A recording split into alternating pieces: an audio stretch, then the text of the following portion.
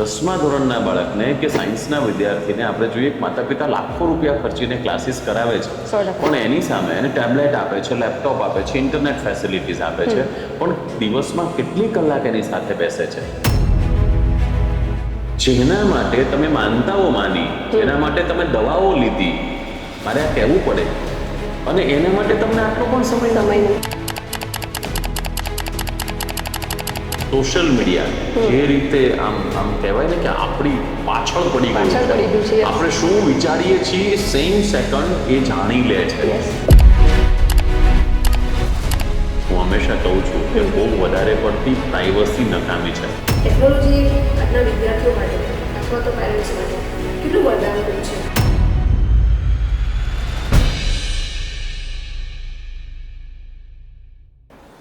નમસ્તે મિત્રો, આજે આપણી સમક્ષ છે ડૉક્ટર કુણાલ પંચાલ, જેઓ ચિલ્ડ્રન યુનિવર્સિટીના પ્રોફેસર છે અને જેમણે 2 વખત PhD કરી છે, 29 જેટલા પુસ્તકો લખ્યા છે અને ગાંધીનગર સમાચારમાં રેગ્યુલર એમની કોલમ આવે છે. એવા ડૉક્ટર કુણાલ પંચાલનું હું આમંત્રિત કરું છું. Welcome sir, welcome.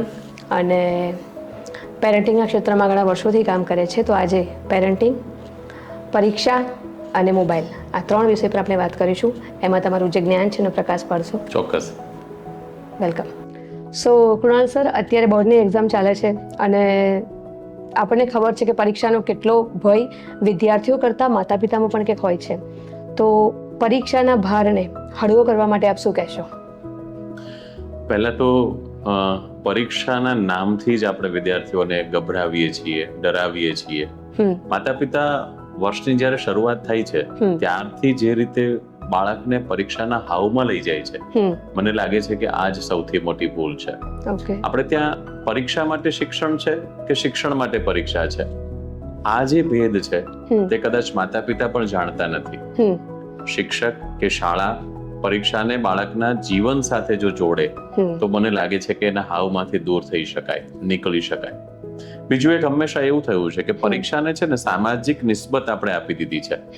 પરીક્ષા વ્યક્તિગત છે, કોઈ બાળકે શું શીખ્યું છે કે એને શું આવડે છે બરાબર છે, પણ બાજુવાળાના દીકરાને આટલા ટકા આવે છે અને તારે કેમ આટલા જ આવે છે, આ જે બાબત છે તે હતાશાનું કારણ બને છે અને તે ચિંતાનું કારણ બને છે.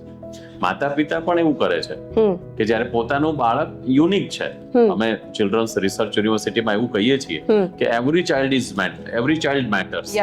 પ્રત્યેક બાળક મહત્વનું છે. એટલે જો પ્રત્યેક બાળક મહત્વનું છે તો અહીંયા એક વાત છે કે બાળકની જે ભિન્નતા છે એને આપણે સ્વીકારીએ છીએ. કોઈ બાળક સંગીતમાં સારું છે, કોઈ બાળક છે તે સ્પોર્ટ્સમાં સારું છે, કોઈ ખૂબ સારું વાંચી લખી શકે છે. હવે આ તો શિલ્પાબેન એવી વાત થઈ કે જંગલના બધા જ પ્રાણીઓની તમે કસોટી લ્યો એક સરખી લઈ શકાય? બિલકુલ નહીં. તમે માછલીને એવું કહો કે તારે વૃક્ષ પર ચડવાનું છે, બિલકુલ નહીં, તો ચડી શકે. વાંદરાને એવું કહો કે તારે તરવાનું છે તો તરી શકે, બિલકુલ નહીં. તમે હાથીભાઈને એવું કહો કે તારે વાંદરાની જેમ કૂદકા મારવાના છે, મારી શકે, બિલકુલ નહીં. પરિસ્થિતિ છે. પ્રત્યેક બાળક મનોવિજ્ઞાન એવું કહે છે કે યુનિકનેસ સાથે જન્મ્યું છે. જો એક જ સરખી પરીક્ષા બધાની લેવી હોય તો કેમ શક્ય બનશે? આ વાતને આપણે જો સ્વીકારીએ તો મને લાગે છે કે બાળકને પરીક્ષાની બહુ સહજ રીતે પ્રેક્ટિસ કરાવવામાં આવે, એની પહેલા તૈયારી કરાવવામાં આવે. માત્ર ઉઠો જાગો અને સીધા પરીક્ષા આપવા જતા રહ્યો એવું ન કરવું જોઈએ, પણ નિયમિત રીતે જો દિનચર્યાને ફોલો કરવામાં આવે તો મને લાગે છે કે પરીક્ષાની બહુ સરસ તૈયારી થાય. ખૂબ સરસ વાત કરી તમે. એક વાત કરી કે સમાજ સાથે જોડી દીધી છે. એટલે હું જ્યારે જોઉં તો હું 10મામાં હતી તો મારી મમ્મીને ખબર પણ નહીં ક્યાં નંબર આવ્યો છે, એ જવાબદારી મારી હતી. જ્યારે અત્યારે મારી ફ્રેન્ડ એમ કે મારા બાબાને આ વખતે 10th બોર્ડ છે ને એટલે હું ક્યાંય નહીં જાઉં, જાણે એવું લાગે કે મા બાપ પણ બોર્ડની પરીક્ષા આપી રહ્યા છે. અને બીજી તમે જે વાત કરી કે પ્રત્યેક બાળક અલગ છે, મહત્વનું છે, તો એનો રસ અને રુચિ પણ જોવી પડે. પણ આપણે તમે એક વાત કરી કે બાજુવાળાને આ એટલે આને પણ આવે, ખૂબ સરસ. બીજું અત્યારે છે કે પરીક્ષાને લઈને વિદ્યાર્થીઓ પણ ક્યાંક ઓછા માર્ક્સ આવ્યા તો સ્વીકારતા નથી, કદાચ નપાસ થયા, ફેલ થયા તો એને પણ સ્વીકારતા નથી, એને લઈને જે પગલાં ભરે છે. આપણને ખબર છે કે વિદ્યાર્થીઓનું અત્યારે આત્મહત્યા વધી રહી છે, સો એના માટે આપ થોડો પ્રકાશ પાડો. બહુ જ ગંભીર વાત છે કે કોઈ સમાજમાં, હું તો ત્યાં સુધી કહું છું કે જ્યારે કોઈ બાળક નિષ્ફળ જાય છે તો એ બાળકની નિષ્ફળતા છે જ નહીં. એ નિષ્ફળતા છે માતા પિતાની, એ નિષ્ફળતા છે શિક્ષકની, એ નિષ્ફળતા છે આખા સમાજની. એટલે બાળકોની આત્મહત્યા છે ને સમાજની નિષ્ફળતાનો પુરાવો છે. કારણ કે શું એટલે અંત સુધી બાળક જાય છે, જ્યારે પોતાના જીવની આહુતિ આપવા સુધી જાય છે, ત્યાં સુધીમાં એને કોઈ સમજી ન શક્યું, ત્યાં સુધીમાં એની સાથે કોઈએ સંવાદ ન કર્યો. પહેલી વાત આપણે જો પરિવારને લઈને કહીએ છીએ, માતા પિતા ખૂબ બાળકો માટે કરે છે, પણ સૌથી મોટો જો પ્રશ્ન હોય તો એ છે કે આપણે માત્ર ફેસિલિટેટર છીએ. સુવિધા આપવાથી બાળ ઉછેર નથી થતો. બાળકનો ઉછેર જો વ્યવસ્થિત રીતે કરવો હશે તો બાળકને સુવિધા કરતા સમય આપીએ. આપણે આપણા બાળકને કેટલો સમય આપીએ છીએ? 10મા ધોરણના બાળકને કે સાયન્સના વિદ્યાર્થીને આપણે જોઈએ માતા પિતા લાખો રૂપિયા ખર્ચીને ક્લાસીસ કરાવે છે, પણ એની સામે એને ટેબ્લેટ આપે છે, લેપટોપ આપે છે, ઇન્ટરનેટ ફેસિલિટીઝ આપે છે, પણ દિવસમાં કેટલી કલાક એની સાથે બેસે છે? મને લાગે છે કે સૌથી મોટો પ્રશ્ન જે આવે છે ને તે આ સમયનો આવે છે. મારે તમને આ માધ્યમથી કહેવું જોઈએ, સૌ માતા પિતાને કહેવું છે કે જો તમે કિંમતીમાં કિંમતી કશું આપવા ઈચ્છતા હોય ને તમારા બાળકને, તો સમય આપજો, સંપત્તિ ના આપતા. કારણ કે સમય આપવાથી શું થશે, માતા પિતા બાળકને સમજે છે.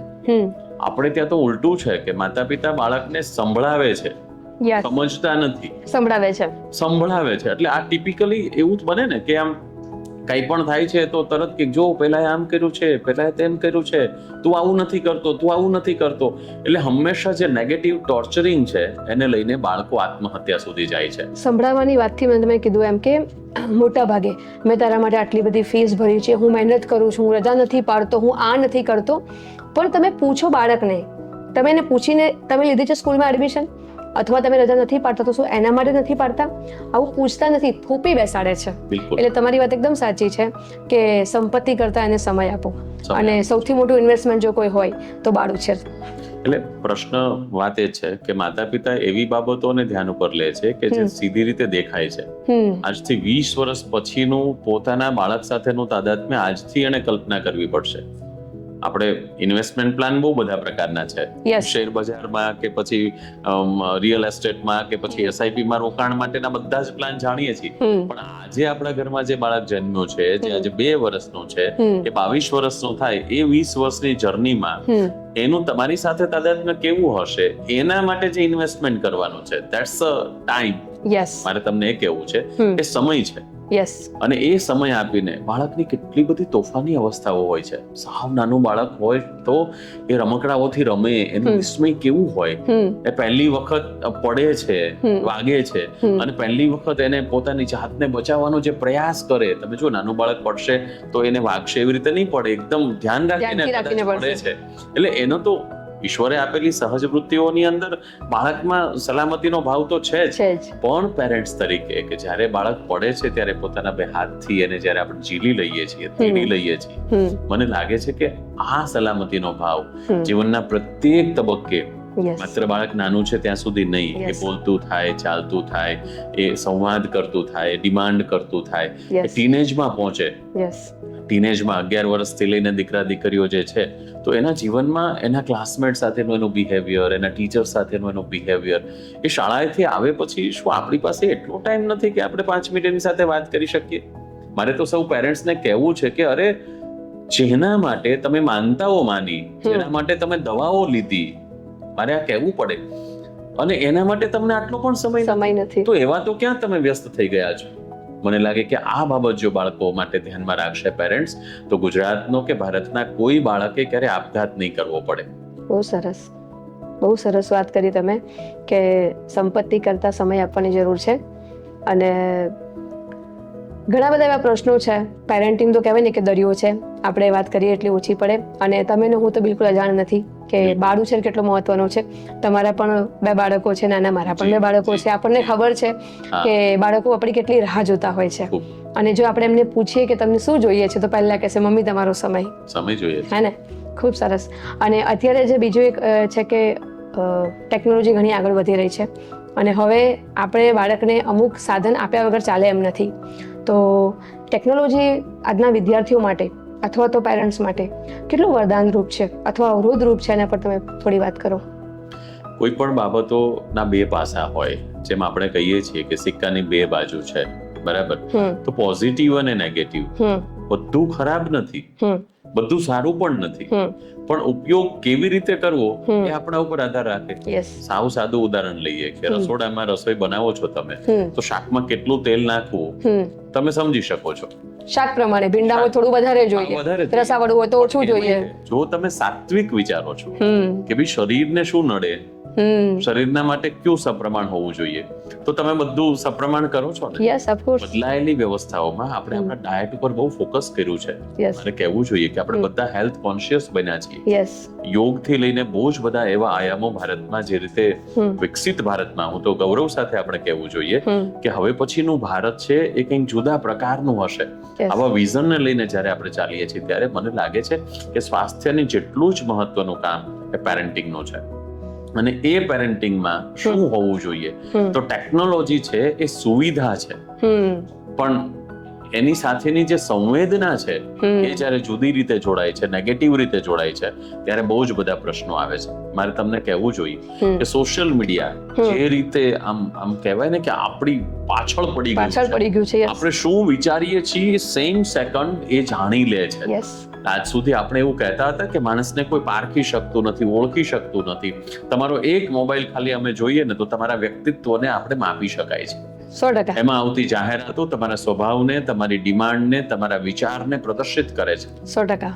તમારી એટલે કહેવાનું તાત્પર્ય કે બાળક તો કુમળું ફૂલ છે. આપણે હંમેશા એવું કહીએ ને કે બાળક બગીચાનું ફૂલ છે, તો એ ફૂલને કઈ દિશામાં લઈ જવું એ પેરેન્ટ્સ અને શિક્ષકોએ નક્કી કરવું પડશે. યસ, ચોક્કસ. આ બાળકોને જો આપણે સીધું કોઈ હથિયાર આપી દઈએ છીએ તો એનો કોઈ પણ રીતે ઉપયોગ થઈ શકે છે. એક જ વસ્તુનો બે રીતે ઉપયોગ થઈ શકે. તમે છરી છે, ચાકુ, તો શાકભાજી સમારવામાં પણ એનો ઉપયોગ કરી શકો છો અને કોઈને હિંસા કરવામાં તમે તેનો ઉપયોગ કરી શકો છો. સોશિયલ મીડિયામાં ખાસ કરીને કેટલાક એવા ઇન્ફ્લુએન્સર કે જે વિકૃત કહી શકાય તેવા વિડીયોઝનું ક્રિએશન કરે છે, વ્યક્તિગત સ્વાર્થ માટે, પોતાના વ્યુઅર્સ વધારવા માટે કરે છે. પરિણામ એવું છે કે જે બાળકો હજી ટીનેજમાં છે, જેની માનસિક સ્થિતિ છે કે આ બધું સારા નરસાનો ભેદ જાણવામાં કદાચ સમર્થ નથી, આ બાળકો તેનો શિકાર બને છે. અને મેં કહ્યું તેમ પહેલી ભૂલ માતા પિતાની છે કે વગર વિચારે બાળકને બધું જ આપી દે છે. હું હંમેશા કહું છું કે બહુ વધારે પડતી પ્રાઇવસી નકામી છે. 100%. અને એમાં પણ સોશિયલ મીડિયામાં બધી જ એપ્લિકેશનમાં વેલબિંગ અને પેરેન્ટિંગ કંટ્રોલ છે. પેરેન્ટ્સ તરીકે આપણે બાળકોને જે કંઈ આપીએ છીએ, આપણું બાળક શું જોવે છે, તમે જીમેલ ખોલો છો તો પણ પેરેન્ટિંગ કંટ્રોલ સાથે તમને ખ્યાલ હોવો જોઈએ કે તમારા બાળકે કઈ એપ્લિકેશન ડાઉનલોડ કરી છે. અને એક સમય એવું આવે, મેં તો જોયું છે કે સંયુક્ત પરિવારો હતા, જેથી કરીને બાળકની દરેક હિલચાલ પર પરિવારના એક યા બીજા સભ્યોની નજર હતી. આપણે સૌ ઉછર્યા છીએ માહોલમાં કે ઘર પરિવારમાં કાકા કાકી, દાદા દાદી, નાના મોટા ભાઈ બહેનો પણ ઘણા હતા. આજે બાળકોની સંખ્યા પણ ઘટી છે. પરિણામે માતા પિતા પોતાની પ્રાઇવસી પોતાના બેડરૂમમાં હોય, બાળક પોતાની પ્રાઇવસી પોતાના બેડરૂમમાં હોય, અને પરિણામ કે રાત્રે કદાચ ઘરનું સાવ શાંત વાતાવરણ થઈ જાય ત્યારે એ બાળકને ખબર પણ રહેતી નથી અને 1 by 1 રીલ્સની અંદર એ બાળક શું જોવે છે એની આખી અસર એની માનસિકતા પર, એના શારીરિક માનસિક વિકાસ ઉપર બધે જ થાય છે. અને પરિણામ જે સૌથી નુકસાનકારક આવ્યું છે કે તેની સ્થિરતા જે છે, કોઈ પણ કામને સમજવા માટેનું જે ધૈર્ય છે તે ઘટે છે, એકાગ્રતા ઘટે છે, રીલ્સને લઈને નુકસાન છે, ગેમિંગને લઈને એડિક્શન થઈ જાય છે. અમે એવું કહીએ છીએ કે નોમોફોબિયા થાય છે, નો મોબાઈલ ફોબિયા. તમારી પાસે મોબાઈલ છે કે નહીં, તમે ઘડીક થાય ને પોકેટ ચેક કરો છો. બાળકને પણ સતત એવું થાય કે ક્યારે મારા મમ્મી મને મોબાઈલ આપશે, ક્યારે મારા પપ્પા મને મોબાઈલ આપશે, અથવા જેની પાસે છે મોબાઈલ તો સ્કૂલેથી આવીને સતત એ જ કરે છે. એવા ઘણા બાળકો જોયા છે કે લેસન કરતા હોય, મમ્મી પપ્પા આવે તો એવું લાગે કે લેસન કરે છે, પણ અંદર પાછું થોડીક વારમાં તરત જ બીજી વિન્ડો શરૂ કરી અને ચેટિંગ કરતા હોય છે.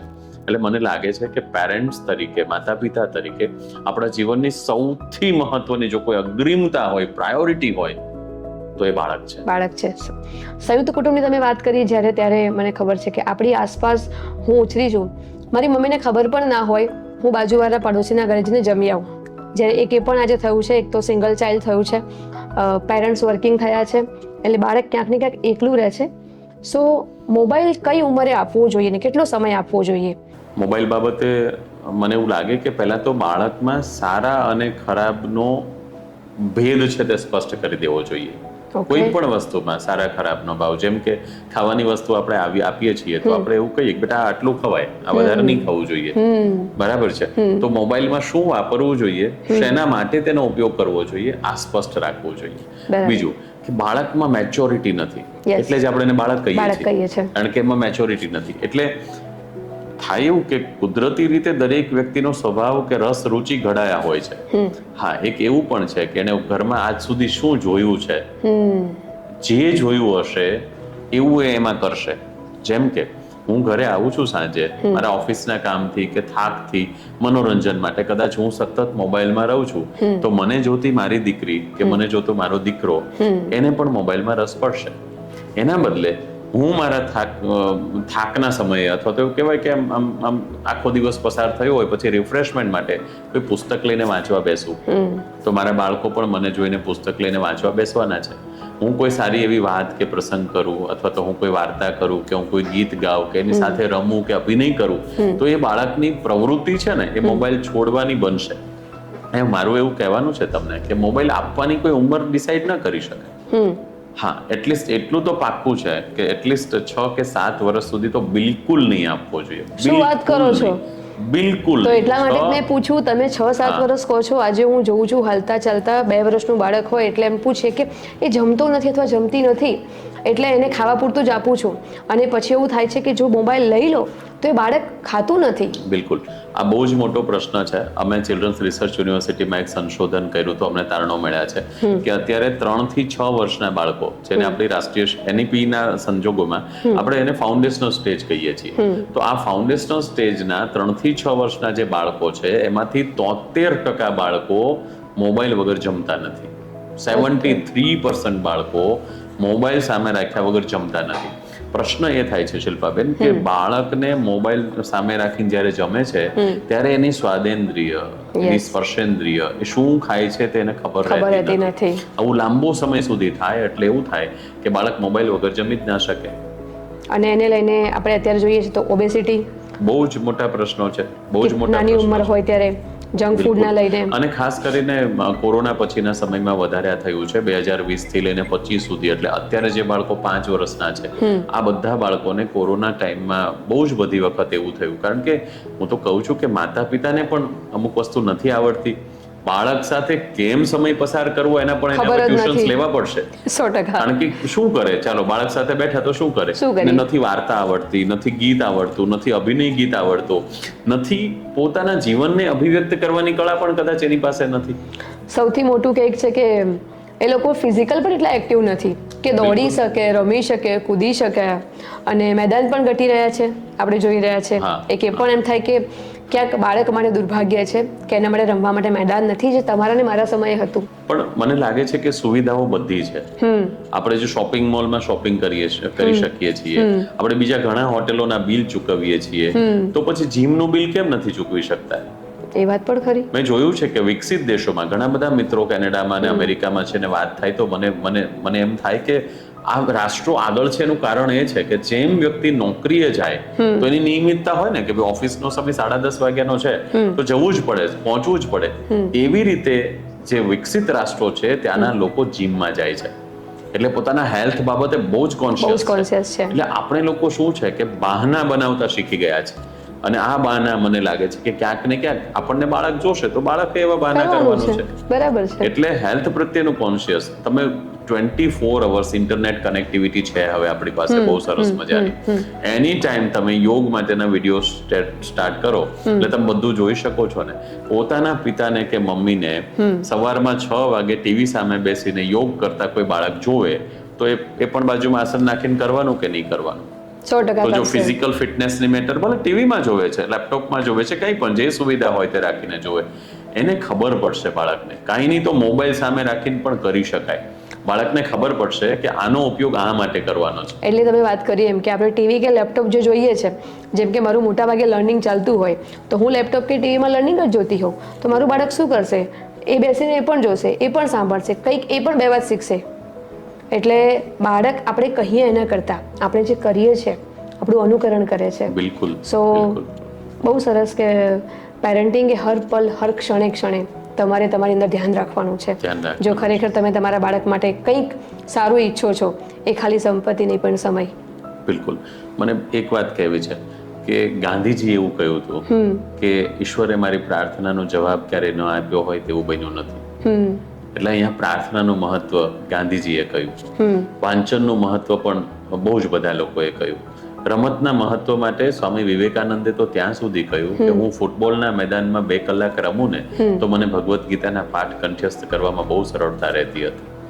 કહેવાનું તાત્પર્ય કે વિશ્વની બધી જ મહાન વિભૂતિઓ જે છે તેણે બાળકના હોલિસ્ટિક ડેવલપમેન્ટના જે આયામો છે, આ જેને આપણે રીડિંગ કહીએ છીએ કે આપણે જેને આ બધી વસ્તુઓ સ્પોર્ટ્સ કહીએ છીએ, એ બધું અંતે તો સુખાકારી માટેનો એક રસ્તો છે. અને આ સુખાકારી જો પેરેન્ટ્સની અંદર હશે તો બાળકોમાં આપોઆપ આવવાનું છે.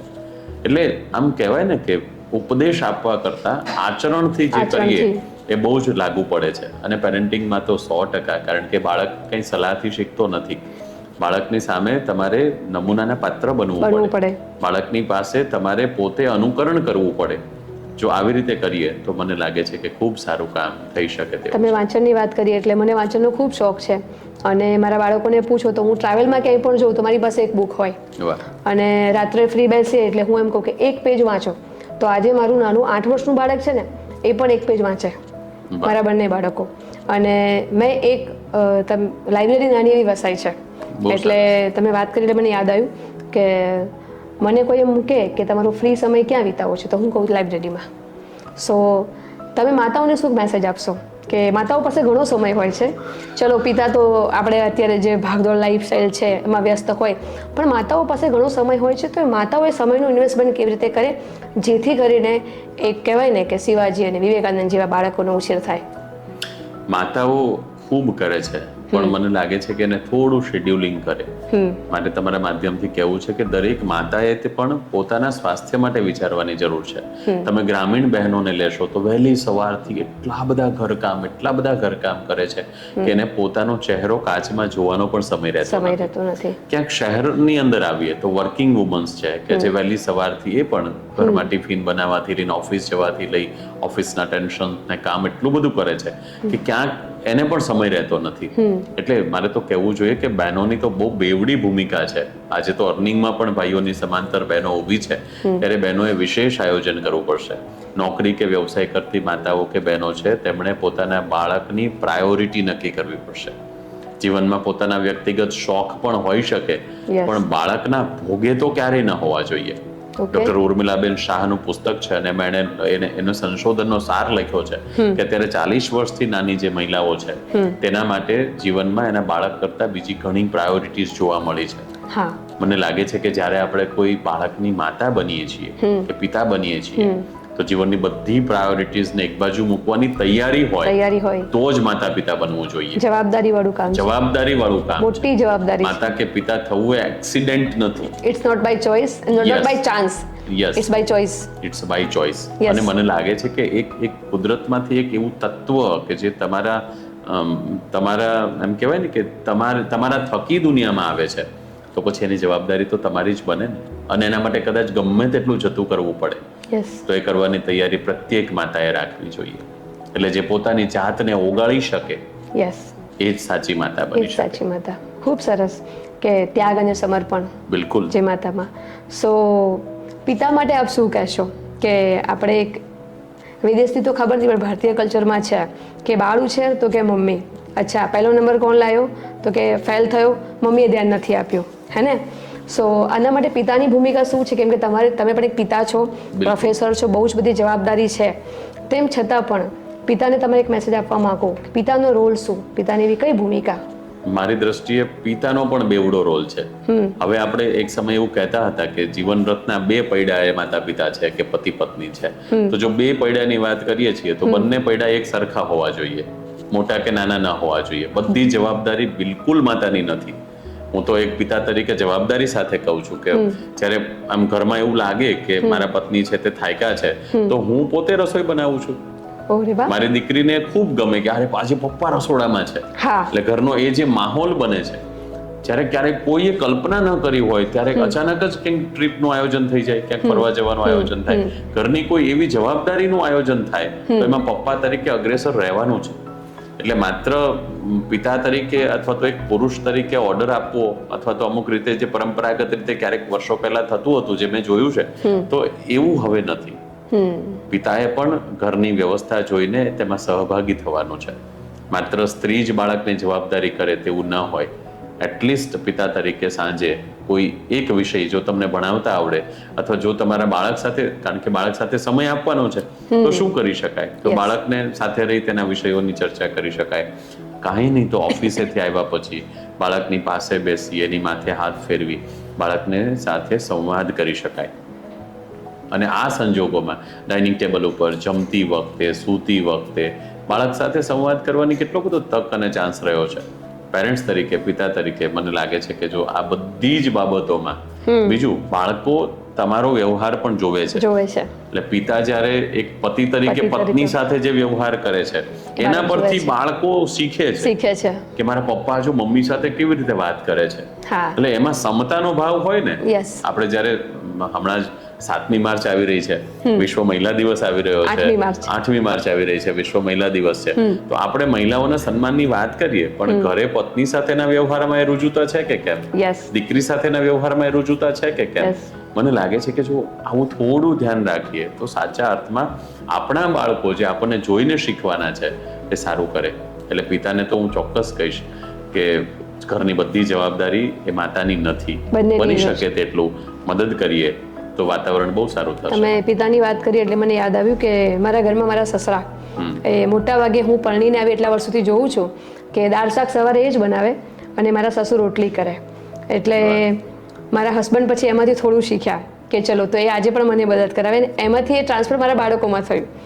તો ક્યારેક ક્યારેક મારા બાળકો મને મદદ કરાવે. એટલે આપણે એમ ફરી કહીએ એમ કે બાળકો જે જોવે છે તે શીખે છે. ખૂબ સરસ. પેરેન્ટિંગ માટે હવે આપણે થોડાક બા દાદા માટે જઈએ તો બા દાદાનો રોલ શું છે અને શું હોઈ શકે?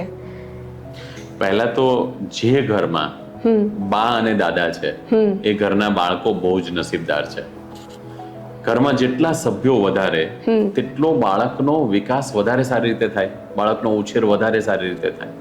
હા, એમાં મર્યાદા પણ છે, કારણ કે જેટલા સભ્યો વધારે હશે એવી બધાની વર્તન વ્યવહારની રીત જુદી હશે. આપણે મોબાઈલ એડિક્શનની વાત કરી કે મમ્મી કે પપ્પા મોબાઈલ નથી આપતા પણ દાદાનો લાડકો દીકરો હોય એટલે તરત જ આપી દે, ના બેટા તું તાર કાંઈ વાંધો નહીં, ભલે મમ્મી ના પડી આલે હું તને મોબાઈલ આપી દઉં છું. તો અહીંયા રોલ નેગેટિવ બને છે. હા, બાળક બહુ જ ચંચળ હોય, ખાસ કરીને નાનું બાળક હોય, આઈ થિંક 1 વર્ષથી લઈ અને 5 વર્ષ સુધીનું બાળક છે, બહુ જ બધા પ્રશ્નો પૂછે. દર વખતે મમ્મી કે પપ્પા એમાં સમર્થ નથી હોતા. તો આવા સમયે દાદા કે બા છે એની પાસેથી એના જવાબો મળે. બીજું કે દાદા કે બા ઉંમરની અવસ્થા એ છે કે પીઢ છે, એટલે બહુ ધીરજપૂર્વક જવાબ આપી શકે. આપણને બાળક 2 કે 3 સવાલ પૂછે છે તો આપણે ક્યારેક આમ ગુસ્સે થઈ જઈએ, ક્યારેક એમ કે આવા શું ખોટા ખોટા સવાલ પૂછે છે, જ્યારે બા કે દાદા હંમેશા તેને શાંતિપૂર્વક સવાલ કે જવાબ આપવાનો પ્રયાસ કરશે. એટલે મારી દ્રષ્ટિએ પેરેન્ટ્સ, ગ્રાન્ડ પેરેન્ટ્સ જે છે એ આશીર્વાદરૂપ છે. બરાબર. બીજું કે ગ્રાન્ડ પેરેન્ટ્સે ધ્યાન એ રાખવાનું છે કે હવે પછી નવી પેઢી છે એટલે પોતાના સમયનું કેટલુંક વાગોળ્યા કરવાને બદલે, કારણ કે પ્રશ્ન એ પણ થાય છે બાળકોને નથી ગમતું કે દાદા એકની એક વાત જ કરે છે, બા આવું જ કર્યા કરે છે, તો બાળકને ન ગમે. એટલે હું તો ગ્રાન્ડ પેરેન્ટ્સને પણ કહેવા માંગુ છું કે જમાનાની સાથે ચાલો ને, અને બદલાતા પરિવર્તનની સાથે, વૈચારિક બદલાવ સાથે, કારણ કે પૌત્ર કે પૌત્રી તો કોને વાલા ન હોય. એટલે પેરેન્ટ્સ, ગ્રાન્ડ પેરેન્ટ્સ પણ એવી રીતે જો ધ્યાન રાખે તો મને લાગે છે કે બાળકનો ઉછેર બહુ જ સારો થાય. માતા પિતા બંને જો વર્કિંગ હોય એટલે કે નોકરી ધંધો કરતા હોય તો ગ્રાન્ડ પેરેન્ટ્સ તો બાળકના ઉછેરમાં બહુ સારી ભૂમિકા ભજવી શકે. ગ્રાન્ડ પેરેન્ટ્સમાં મારા જોઉં તો મારા સાસુ સસરા, મારા દિયરના 2 બાળકો છે, તો નાનપણથી એ લોકોને અત્યારે ભક્તિ બહુ શીખવા મળી છે કે એ પૂજા કરતા હોય એટલે પેલું ભત્રીજી છે જોડે બેસી જાય અને એ પણ જોડે પૂજા કરે, તિલક કરે, તો ક્યાંક કલ્ચર પણ આવે છે. તો એ કલ્ચરનો બહુ મોટો રોલ, સંસ્કૃતિનો બહુ મોટો રોલ બા દાદા આપે છે. બિલકુલ. હવે આજકાલ ઘણા પેરેન્ટ્સ એવા છે કે ફૂલ એવું છે કે ના આને ભણવા જ દો, અને ઘણા છે કે ના રમવા દો. તો બાળકને કેટલું રમવા દેવું, રમવું કેટલું મહત્વ છે બાળક માટે? રમતનો ખૂબ મહત્વ છે, કારણ કે બાળક જેટલું શારીરિક રીતે ઘડાય છે એટલો જ તેનો માનસિક વિકાસ થાય છે. આપણે એવું કહીએ હોલિસ્ટિક ડેવલપમેન્ટ, તો હોલિસ્ટિકમાં શારીરિક, માનસિક, સામૂહિક, સામાજિક બધા વિકાસની વાત કરી, પણ એના સ્નાયુઓ મજબૂત હશે, એની વિચાર શક્તિ તેજ હશે, અને આ બધી સ્કિલ બાળકના રમવાથી આવે છે. બાળક જેટલી રમતો રમે, જેટલું દોડે કૂદે, એટલું બાળકની અંદર એમ કહેવાય ને કે બાળક તેજસ્વી બને છે. એને મસ્તી કરવા દેવાની, હે ને? બિલકુલ ધમાલ કરવા દેવાની, કરવા દેવી તો આ જોઈએ. બધા પણ હા, એ ધમાલ કે મસ્તી જે છે એનું ઉદ્દીકરણ, મનોવિજ્ઞાન છે એ ઉદ્દીકરણની વાત કરે છે બરાબર. કે બાળકનું પછી તો એવું થાય કે એને કોઈ લગામ વગર ઉછેર નથી કરવાનો. હા, લગામ તો હોવી જ જોઈએ. હું હંમેશા કહું છું કે બાળ ઉછેર એ પેલા કુંભાર માટલાને જે રીતે ઘડે છે, નીચેથી સપોર્ટ રાખે છે ને ઉપરથી ટાપલી મારે છે, જો એવું કરે તો માટલું છે તેમાં ગાબડું પડતું નથી અને એનો શેપ પણ આવે છે. એટલે બહુ ધમાલ થવા દેવા કરતા બાળકની સાથે આપણી મસ્તી કરી શકીએ, અમુક લેવલ સુધી જઈને અમુક પ્રકારે બાળકને આપણે શીખવાડવું પડશે કે અતિ સર્વત્ર વર્જ્યતે. યસ, પણ રમવું એક છે રમાડવું જ જોઈએ. કે રમવું એ જ ભણવું છે. બિલકુલ હે ને? બિલકુલ રમાડવું જોઈએ. આપણે જે રમતા રમતા જે શીખીએ છીએ એ કદાચ કોઈ પુસ્તક પણ નથી શીખવાડતું. એટલે બાળકોને રમવા દેવા જોઈએ, એમને ખુલ્લા મૂકવા જોઈએ. હવે તો માર્કેટમાં એટલી બધી રમતો છે. હા. અમારા મિત્ર છે ડોક્ટર મહેન્દ્રભાઈ પટેલ, તો એમનું 1000 થી વધારે ભારતીય રમતોનું પુસ્તક છે. શું વાત કરો છો? 1000 થી વધારે ભારતીય રમતો એવું પુસ્તક છે. હવે આ એક પુસ્તક કોઈ પણ પેરેન્ટ્સ પાસે હોય ને, થોડું એકાદ પેરેગ્રાફ એવટી નાની રમત છે, સીધી તમને ખબર પડે. તમે દરરોજ એટલું 5 મિનિટનું હોમવર્ક કરો ને, તો તમે દરરોજ 1000 દિવસ સુધી તમે બાળક સાથે જુદી જુદી રમત રમી શકો. બોલો, તમે તો એકદમ સાંજે માતા પિતા શું સમય પસાર કરે એની તમે ચાવી આપી દીધી. બિલકુલ, એક જ પુસ્તક વસાવવાની જરૂર છે. પણ મેં કહ્યું ને કે આપણે હોટેલમાં ને બ્યુટી પાર્લરમાં જે ખર્ચીએ છીએ એટલું ઇન્વેસ્ટમેન્ટ જો આપણે પુસ્તકોમાં કરીએ તો મને લાગે છે કે બાળકના ઉછેરમાં બહુ જ અગત્યનું કામ થાય. ખૂબ સરસ. તો ખૂબ સરસ, તમે ઘણી બધી તમારા અનુભવો શેર કર્યા, અને મને લાગે છે કે આ આપણે જે પણ વાત છે, જે જ્ઞાન છે, એ બાળકો અને માતા પિતા અને વિદ્યાર્થીઓ દરેક માટે ઉપયોગી થશે. ધન્યવાદ. Thank you so much. ખૂબ આભાર.